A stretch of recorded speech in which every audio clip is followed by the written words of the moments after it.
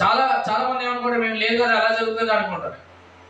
మేము లేదు కదా ఎలా జరుగుతుంది అంటారు. మేము దూరం అయిపోయాం కదా ఎలా జరుగుతుంది అంటారు. ఏమంటారు? నేనంటాను అసలు దేవుడు లేకపోతే ఏది జరగదు అంటాను.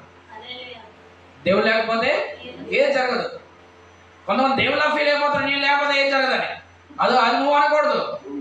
దేవుడు మాట అది. దేవుడు మాట అది. మోషే అన్నాడు, నీ సన్నిధి లేకపోతే మేము వెళ్ళలేము అంటాడు.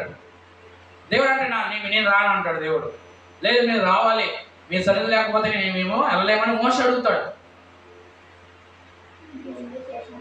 ఎవరైతే నేను లేకపోతే నీ లేకపోతే మీ జీవితంలో ఏం జరగదు అంటారో దేవుడు నీ నుండి జరిగిస్తాను ఆశ్చర్యం కలుగు చేస్తాడు దేవుడు. హల్లెలూయా.